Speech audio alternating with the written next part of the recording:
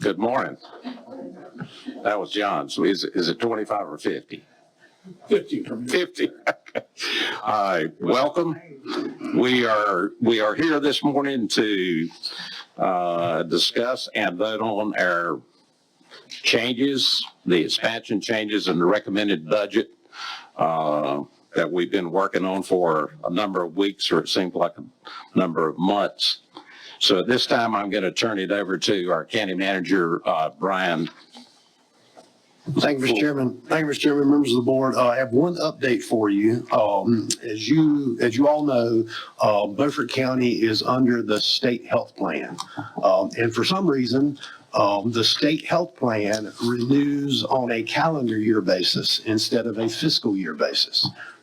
They've done that for years. Don't know why, but they do. So when we build our proposed budget during the first of the year, we have to anticipate what we think the changes in the state health plan will be, because we usually don't get those until about mid-year. Well, since our last meeting, we have received the new updated health insurance from state health plan, and essentially it is flat. It will be an increase of 8 cents per month per employee. So essentially it's flat. We built into the budget a 5% increase for health insurance just to try, and we were afraid that still wasn't going to be enough. So out of that, I wanted you to know that because of that change, and because it is a calendar year change instead of a fiscal year change, we anticipate realizing about $160,000 in savings based on that. So I wanted to give you that information because that was a change from the last time. And then I want to bring your attention to 3 documents that staff has put in front of you. I think Commissioner, the chairman, has put something in front of you as well. But the first one I bring your attention to is called the manager's budget. Manager's budget message, fiscal year 24-25 final budget. This is the recap of all the work that you've done during your budget sessions. You'll see it lists general fund changes to revenue, general fund changes to expansion. They balance, and then changes in the solid waste fund on the revenue side and changes in the solid waste fund on the expansion side, and they too balance. So those are your changes. Then you have the FY 24-25 budget ordinance. That is the ordinance in which the board votes on and passes. It is what we operate under for the next fiscal year. It lists out the revenues and expenses and the FTEs associated with the sheriff's office, and it also puts in there the restrictions you have on the sheriff's office for keeping their funds. So this budget ordinance is based upon the manager's recommended changes or the final message that I put in place here for you based on your changes to the recommended budget. So this ordinance reflects that at this point. And then there's one final piece that you have, budget amendment. Because a couple of years ago, the General Assembly enacted a law that read, if you serve on a nonprofit, you may not vote on the budget if you are appropriating funds to that nonprofit. So as we did in prior years, we have taken out of the budget, out of the proposed budget. So these pieces in here, you have 2 of your commissioners. Commissioner Langley serves on the BHM Library Board, and he also serves on the Green Lamp Board. You have proposed funding for Green Lamp, that's new funding, and BHM is always in our budget because they are our library system. So these funds, and then Commissioner Booth serves on the Boys and Girls Club, so we pulled these funds out of the budget ordinance. So this budget amendment is not reflected in this budget ordinance. So we do that so that Commissioner Booth and Commissioner Langley can vote on the overall budget, and then we would ask the board afterwards to vote on the budget amendment, excluding Commissioner Langley for one part of it and excluding Commissioner Booth for the other part of it, to put these funds back in for the main budget so that they don't run into violation of statute relating to that. If you have any questions regarding that, I'm happy to answer them. Otherwise, this is your budget and your final discussion regarding the budget. Thank you. Okay, any questions what we have for you before we open the floor for a discussion? I think everybody understands this is the same format we've been receiving in the past. We're going to be able to vote on these budget amendments individually I, and not en masse. You'd have to. yeah, when we get to this, we'll have to recuse them. The floor is now open for discussion on the budget, and it's open to add to or take away. And instead of doing what we did in the workshop, I would suggest that if you have something you want to add or take away, we do it with a motion, and we require a second this time, and then we'll take a vote on it to see if it goes forward. So, Mr. Chair, I still, I know we voted on this before, but I still want to do something for our employees. That 1% 401k, I would put that back. I'll make a motion that we fund that again. all right, can you tell me what the cost of that is again? I think it was 148,000. Yes, sir. I just trued up the numbers on that. And Okay. it's an estimate, of course, because we don't know what employees will participate, not participate, but I'm estimating between 115 and 125,000. Do we have a second? I'll second. Okay, we have a second. Discussion. Okay, no discussion. We'll take a vote on it. All those in favor of adding the 401k 1%, raise your right hand. Those opposed. Please stand so she can see it. Okay.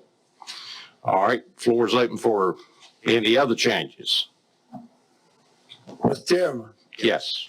we helped all municipalities on their special funds. I make a motion that we would fund the city of Washington, designate money for a splash pad for $10,000. Okay, we have a motion to add $10,000 to the splash pad. And the reason I brought it back up, I've done some research. We were told at our budget workshop that they were hiring 3 people. And that's incorrect information to run that splash pad, as far as the research that I've done. I'm assuming this is a one-time. Yes. Okay, one time. Is there a second? I'll second. Okay, we have a second. Now we'll have discussion on the addition of $10,000 to the city.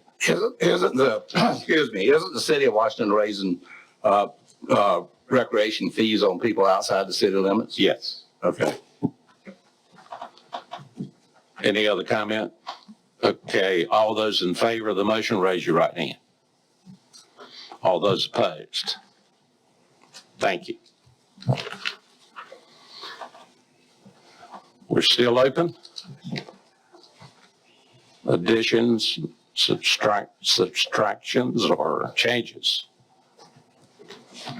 If not, I'll entertain a motion to approve the budget as presented with, well, okay, I guess we got to back up. We'd had to make changes based on these two before we can actually vote.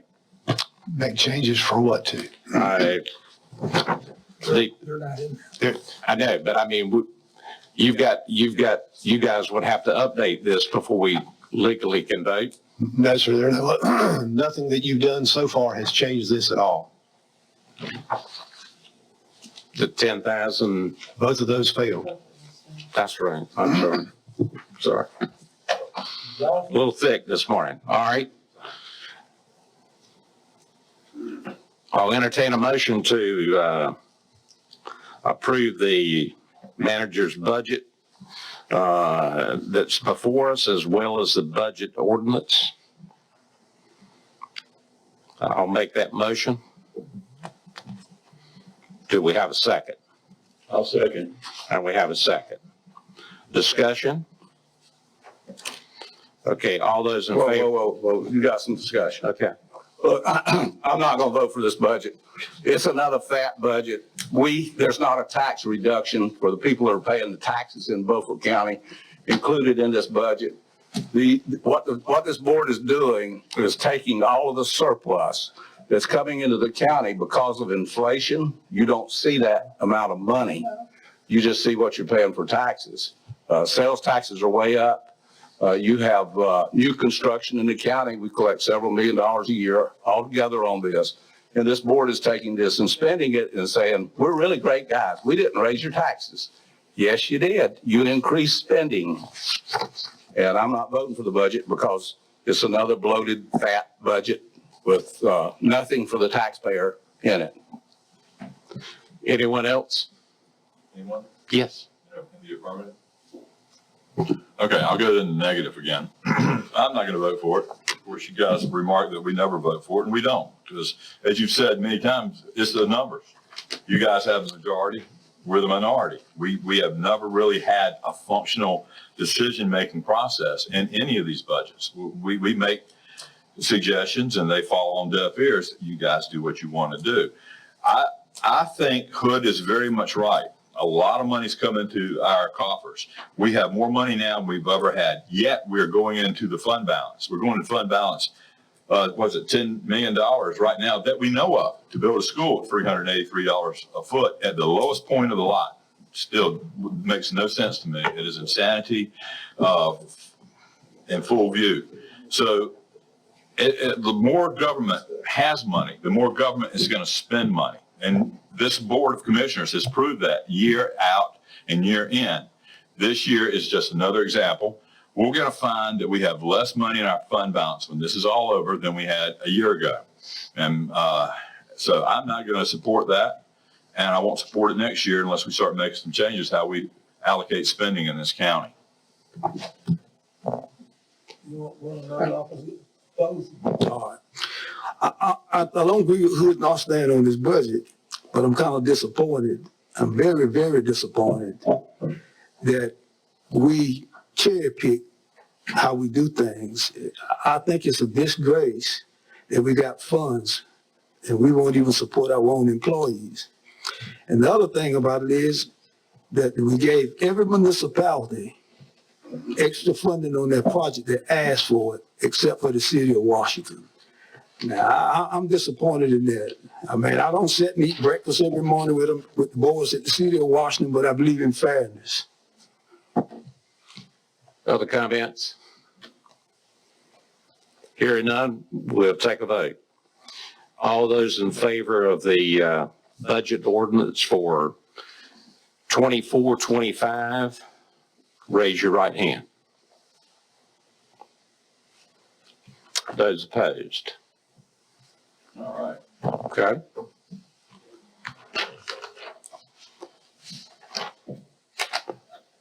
Now we gotta do the amendment. All right. Let me ask this.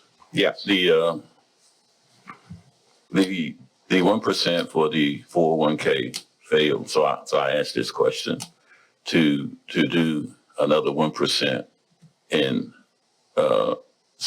pay raise. How much would that be? 120,000. I've already asked. You already asked. Mm-hmm. You want to make that a motion? Yes, I do. I'll second that motion.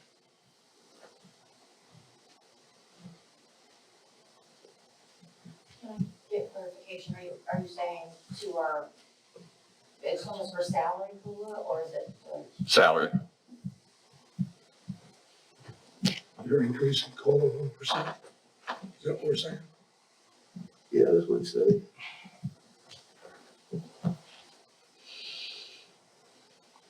Any discussion? We got a motion and a second. Okay. I have some discussion. Okay. Gentlemen, it is an election year. Washington, NC is no different than Washington, DC. The question is, how do we buy these votes this election year? And that's what this is all about, is vote buying. We had a budget that everybody sitting in this room had agreed to, with the exception of a few things. And now all of a sudden, because it didn't pass, instead of it not passing because we're reducing cost, it's not passing because the issue is to spend more money. So taxes have to go up when you're doing things this way. So the public needs to be a keen observer to what's really going on up here and what the motives are of this board. Yes. And I'm gonna give you a rebuttal, whether or not, this motion pass or fail, or even if I had made the motion, it will have no impact on whether I'm re-elected or not. And the other thing is, if I'm not re-elected, I'm not gonna crawl up in the corner and die. I have a life outside of this. All right, the reason I'm supporting the motion and not the 401k is that in the job market that we're in, our biggest competition is starting salary. It's not the fringe benefits. We were spending more every year as a result of changes in Raleigh as it relates to the pension fund. That's causing us roughly 1% more in salaries that our employees never see. In the business world, you don't get a pension fund and then turn around and get 401s on top of it. I believe our biggest concern is being competitive in the marketplace and bringing new talent in to the county. So that's why I'm supporting that versus the 401k. So other discussion. Okay, well, go ahead, John. Two things on that. One is the 1% is not going to get you, I don't think, what you're after, which is to be more competitive with starting salaries in the market because it's spread out over everybody. So it's not just getting to the starting salaries where we need to be competitive. Secondly, for every 1% we spend on that, there's all these legacy costs that go along with it. I mean, all the stuff that we're spending on the retirements, the healthcare and all that will continue to grow that the employees don't see either. So I'm not going to be able to vote for it.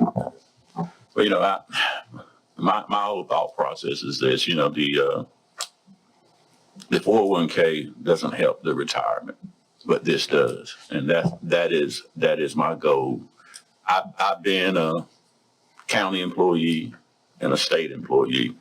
And so I understand it and I get it. And that's why I'm doing what I'm doing. I mean, if you have a company or whether it's local government, you're only as good as your employees.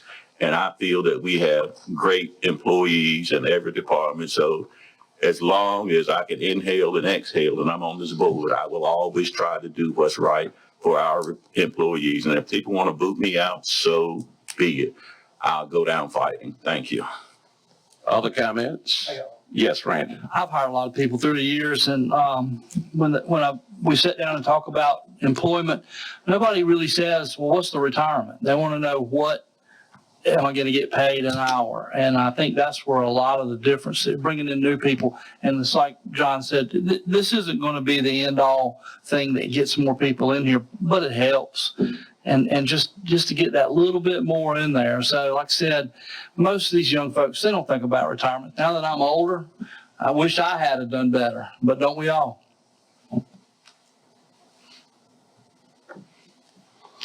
Okay. All those in favor of the motion to increase the 3.5 to 4.5, raise your right hand. Those opposed.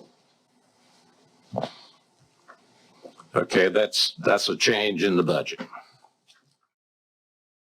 Staff has redone the budget ordinance, so I'll turn it over to Brian. Thank you, Mr. Chairman, members of the board. So the first piece you have is the revised final message, and that's where the changes occur. So if you look under general fund expansion, it says increase COLA by 1%. That's a plus $120,000. Right below that, you'll see decrease health insurance. So what we've done is we've taken the savings that you realized in the health insurance. because we anticipated there being more have to be spent, and there wasn't. So then we've taken that decrease of minus 120. So there's no change there, right? So it balances out. So then so the budget numbers are the same. The revenue side still balances with the expansion side. And if you flip over to the solid waste fund, you'll see that under expansion, we increased the COLA by 1%, which is $250, and we decreased the health insurance by $250 because we only have a half position associated with that. And then in the water fund, you'll see where we decreased the health insurance by $10,935, and we increased 1% COLA, which is $10,935. So that balances out at zero. Now, Anita will explain to you why the budget ordinance doesn't need to change. Okay, the reason the budget ordinance doesn't need to change is because essentially, like the manager said, we took one expenditure, the health insurance, and reduced that and just changed that to a 1% COLA. So, does that make sense? Which is all under our salary and benefits Yes, yeah, exactly. part of the budget. Yes. Now, the 160,000 savings is really going to be showing for July 1st through December 31st. That's where the 160 is. The rate change is effective January 1st, 2025 Okay. through December 31st, 2025. So Okay. really, we've got 1.5 budget years. So it'll be January 1st through June 30th, 2025 is when we will experience this 160, the full 160 in that second half, or first half rather, of 2025. Okay, and then we would experience another 160,000 in the second half of 2025? 60 is an annual amount. Okay, so it's only going to be then it's only 80,000? That's true. It is. We can make the extra 40,000 work though with vacancies. I see what you're saying. I didn't think about that, but you're exactly right. It is just half the savings in this fiscal year, but I think we can make it work with the 40,000 difference. Okay, I'm comfortable that we can. okay. Yeah, the 160 would be split between 2 fiscal years. We needed 120, we have 80, so I believe we can make up the 40,000 difference within the salary and benefit lines, based on vacancies that we have throughout the year. That's not the way we normally do it though, is it? No, and if I need to go back and do the extra 40, I can, Okay. but I don't feel like that's necessary. Any other questions as it relates to the change that was made? Okay, I will entertain a motion to approve okay, John? Before we leave this, I think in this budget is an expansion of EMS, county EMS into Blunt's Creek, converting a QRV to a full ambulance, $392,000. We know this about the plan. We know that it's going to reduce, to do this, we have to create a new tax district, which would be the Blunt's Creek EMS tax district. You're shaking your head. Yeah, we won't have to create a new one. The board is responsible for how the funds are distributed for each Okay. tax district, so we won't have to create a new one, Well, okay, we'd have to change where that money flows to. which is at the discretion of the board, yes, sir. Right, okay. So we would be taking away roughly what, 110,000 from Chakawinity, wasn't it? I believe the number was 102,000. 102,000 from Chakawinity and 30-some thousand from Aurora to fund the chain, which does not fund anything close to what the need is. So we're going to expand the general fund expenditures by somewhere between 118 and 180,000. I think the number you got in here is 146. Now, the question, two questions are, number one is, what is the mileage on this unit we're gonna be putting down there? I mean, it's a spare, right? It'll be a spare, we will implement this using a current spare unit. Okay. Yes, sir. How close is this spare unit to being, have to be replaced? The spare unit we're using right now is 209,000 miles on it. It was previously at our Bellhaven station. 209,000. And when would you normally replace a unit? We try to remove it as a frontline unit between 150 and 200,000 miles. Okay, so you're taking one that should already be, if it's gonna be a frontline unit, it should already be replaced, That's correct. and we're making it a frontline unit. Yes, sir. So how much is that gonna cost us to replace it? So to replace a new unit in the future, you're looking at about $350,000. Okay, Single and private. so added to this plan is another 350,000, For future vehicle replacement. but yes. it's already at that point. If it's gonna be a frontline unit. Yeah, let me back up, just so that I'm clear. Our purpose for using a spare truck to initiate this is to minimize the cost of implementation. So moving forward, that would be another vehicle that would have to come under our capital replacement plan, as would be for any other asset that we have in the county. Right, Yes. okay, but the plan says it should be replaced at 200,000 miles. We try not to run them over for a frontline truck over 150 to 200,000. Okay. So again, I think we got to add to this that cost Yeah, when we're talking- down the road, you when would we're have to talking get a about new this truck there. expansion. That's correct. Okay. The problem here is that Chakawinity could probably handle this issue if we didn't have, if we could get numbers that we could be relied upon. And that their funding was in order, in my view. I don't know that it's, I still don't, you still haven't convinced me at least that we're going to ultimately provide a better service to the residents of Blunt's Creek and Chakawinity by doing it this way. So for Blunt's Creek, I understand we have a difference of opinion. Yes. So I'll give my side of the opinion. Having a transport truck in the Blunt's Creek district would be better than a QRV that we have right now. Now, I know in conversation in the past, the disagreement we have is that you would view the response of a QRV paramedic as equal to the response of a transport because we're putting a care provider on the scene. And that is the case, but you're not speeding up transport. The other vulnerability we have on the south side, and I think it's very clearly demonstrated on the map of EMS calls that we share, is the lack of transport. I think that's shared through Anita's computer, is the lack of transport trucks on the south side. So we have to keep in mind that a transport truck at a maximum can only transport 2 patients. And that those would not be critical patients or patients with significant medical needs. We can typically put one on the stretcher and one on the bench seat, and that's the most that our ambulances can transport. The problem we have on the south side is if we have just a significant MVC, more than 2 patients, then we're depleting resources, and that ambulance coming to get them is a long ways off.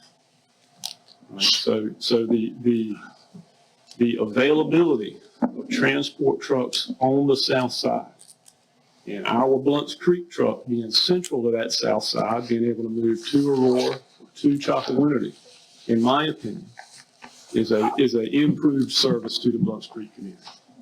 And how many times have we run into that issue? For MVCs with multiple patients, I haven't run those numbers. We can, but I haven't run those.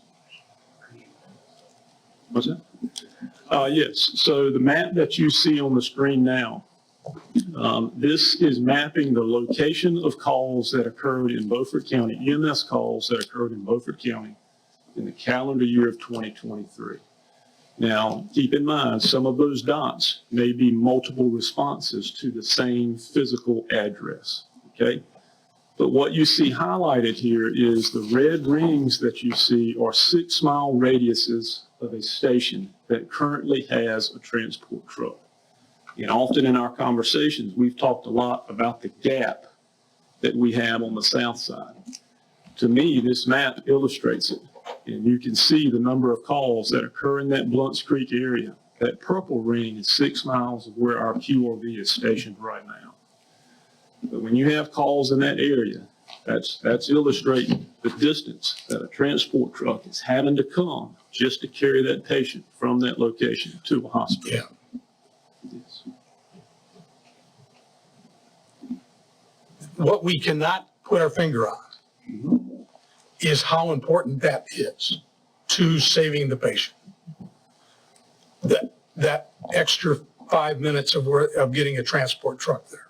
If you've got a paramedic on site, and in Blunts Creek, 1/3 of the calls has a response also from the fire department As an assistance piece. as assistance. So now you're, Uh, go ahead. Okay.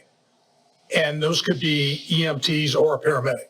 So we have to be careful with the fire response to an EMS call, okay? So there are circumstances in which fire departments can provide medical care. Our fire Assistance. can provide, so there's a difference between assistance and providing care. So let me back up and explain that, and Jeff, correct me if I'm wrong.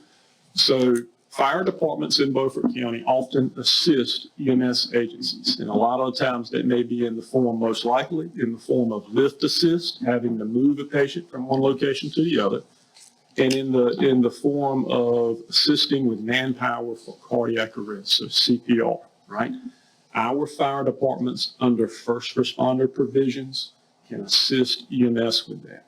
Now, EMS care beyond that, unless your fire department is credentialed by the Office of Emergency Medicine or OEMS in North Carolina, cannot provide that, right? So we've had in the past some departments that have done that at various levels. For example, Washington right now, their fire trucks are inspected by OEMS and improved to function at a paramedic level, meaning they have the equipment on their fire truck to provide paramedic services. Blunts Creek and our other departments do not. The issue that creates for providers, because a lot of our responders have multiple hats that they wear. And I will use David Williams in Blunts Creek as an example. David's full-time employment is with us as a paramedic. And as long as he is working with Beaufort County EMS, he can function and provide care as a paramedic. When he leaves his employment with us and he goes to his daytime employment with Blunts Creek, he cannot provide that level of care because Blunts Creek is not credentialed to provide medical response at that level as a fire department. Now, the thing that we allow our employees to do to help with that liability is we tell our employees, if you respond to a call and you think you can help, you help, but your time goes on our time card, right? That way you're covered under our agency. You're not breaking protocols and licensure issues, and you're functioning under us. For David to be, even though he is a state paramedic, he responds to a call as a Blunts Creek fireman, and he provides various EMS interventions. He's not documented under us, then that could put him in an issue with his certification. And that is the case with a lot of our fire departments. But if your QRV's responded with a paramedic, he could certainly assist. Our QRV is able to function as a paramedic. They just cannot transport. Right. I think So again, I think the question is that we have not been able to establish is how critical it is to patient care to get a transport there within the 10, 15 minutes if you've got the QRV with the paramedic already there. So I think with all due respect, it's hard to argue that staying on scene with a medical patient is good for the patient. And in most spheres, when you're talking about the treatment of a patient, remember we're in emergency medicine. We are not at this point in time with our protocols designed to provide extended care on scene. Our role is to address the immediate issue, transport to the hospital. And that is where I think that need is hard to argue, that the faster we can get a transport truck on scene, the faster we can get a patient who's called 911 to the hospital is good for the patient, not vice versa. Jeff had something that he'd like to share. Yeah, with the difference in the QRV and the transport truck, especially seen in our stroke and our STEMI protocols, a lot of times getting them to that facility is huge, especially with stroke. We're looking at being able to give TPA, being able to do CTs and stuff, and that's where time is money, where it's real critical to get those patients to there to be able to start interventions in a timely manner that is actually studied and put in place by the hospital. Example, a stroke patient. We really need to get them on that CT table and start TPA within a 30 to 40 minute window from 3 hours of their onset of things. To have that transport truck there and being able to get them to there is very critical.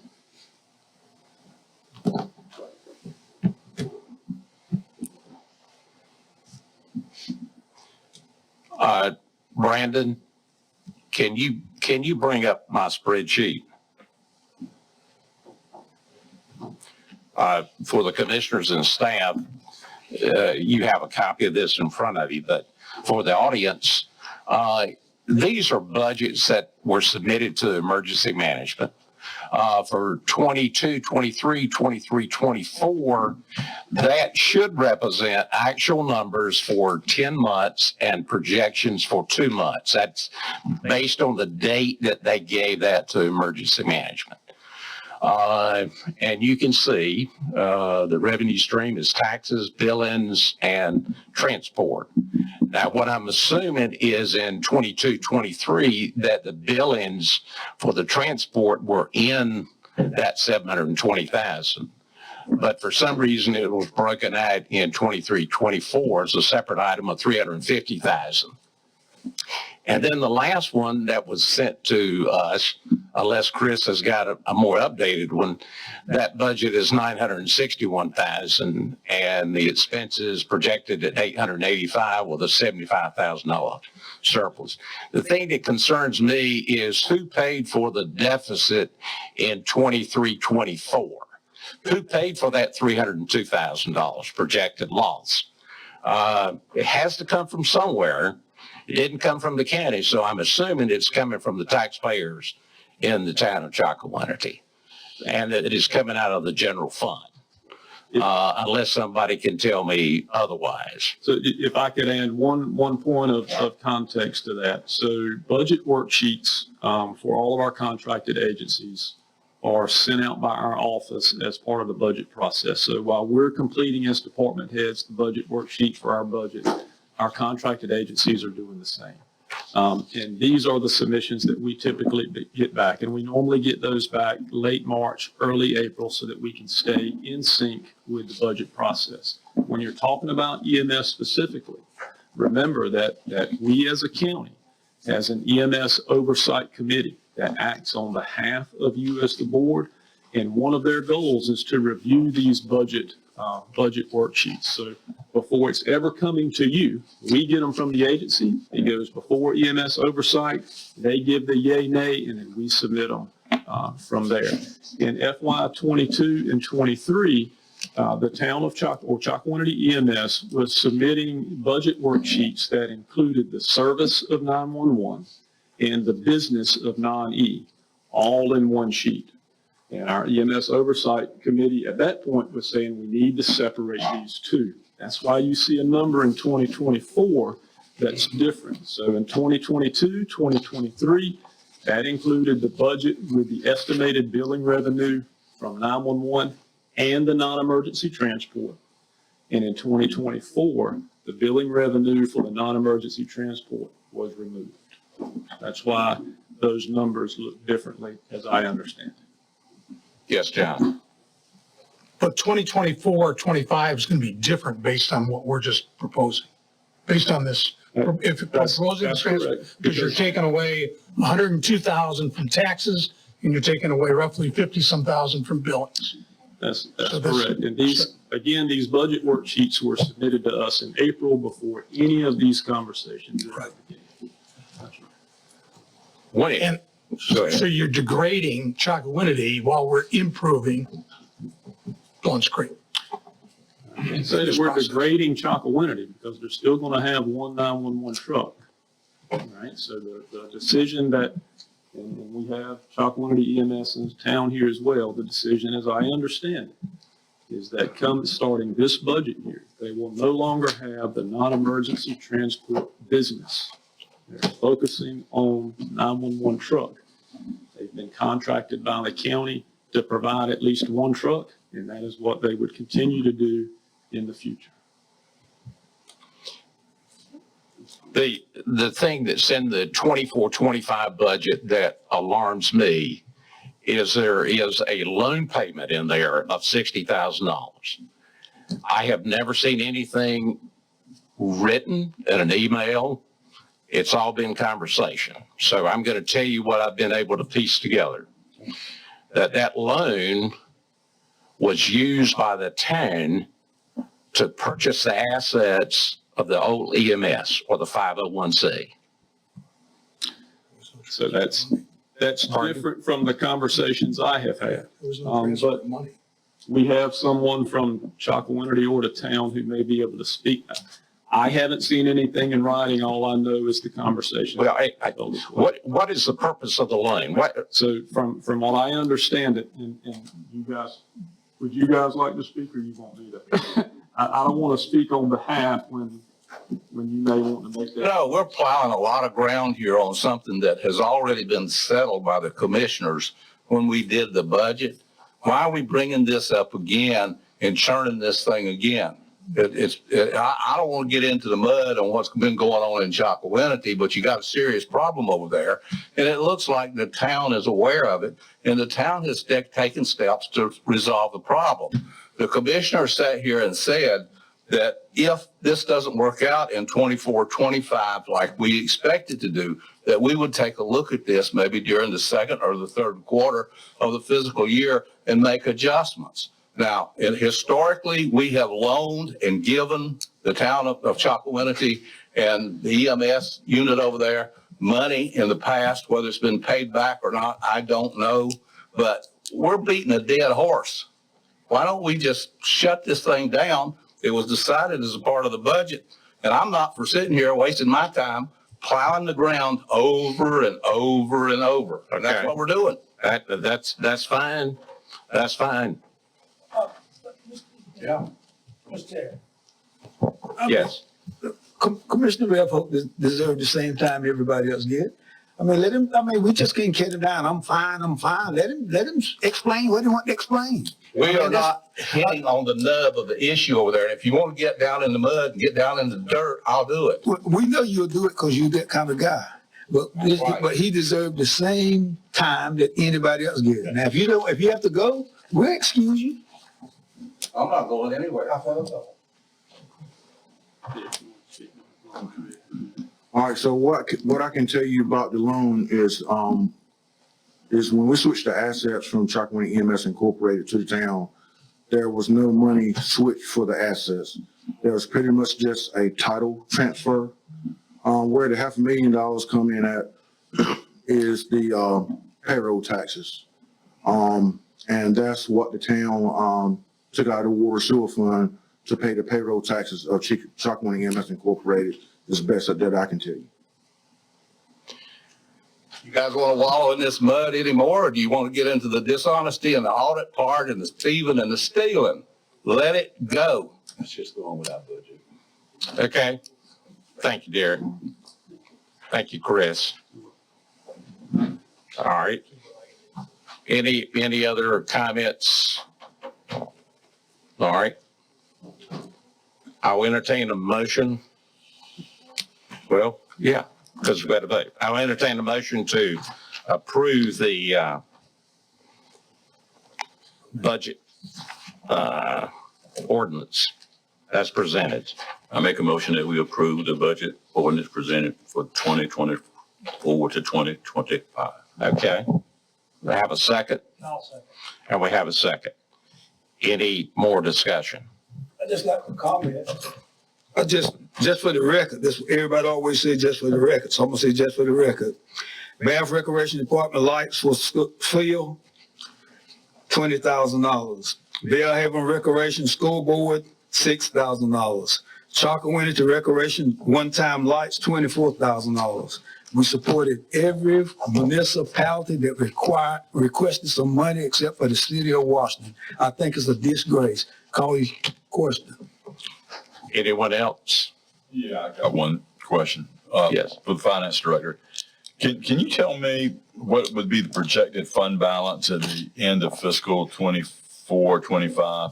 Just a rough estimate. Yeah, let's get to it in my book here.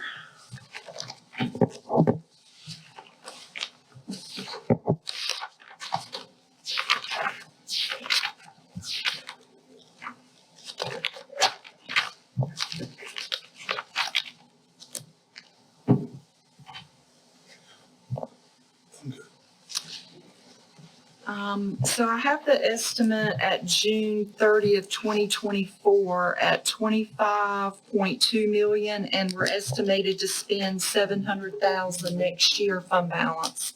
So if we take that away, we're looking at about 24.5 million fund Okay. balance. So we're suffering the big hit this year on fund balance, and next year won't be so terribly bad. We're just losing about 700,000. The board voted to appropriate a $10 million grant match for the schools Yeah. in the current fiscal year 23-24. If that's Yeah. what you're referring to. The That's big what I'm hit. referring to. Yes, sir. The board Thank approved that. Appreciate it. Any other comments? All right. All those in favor of approving the 24-25 budget ordinance as presented, raise your right hand. Those opposed? Thank you. Now we've got to go to the budget amendments. If you'll look at that sheet. So, Mr. Chairman, real quick, when you do that budget amendment, if you will do the first two, the BHM Library and Green Lamp, and excuse Commissioner Langley, and then do the second one for the Boys and Girls Club and excuse Commissioner Booth. We put them together, but you'll need to vote them separately. Thank you. Okay. Need a vote to excuse Langley on the BHM Library and Green Lamp. So moved.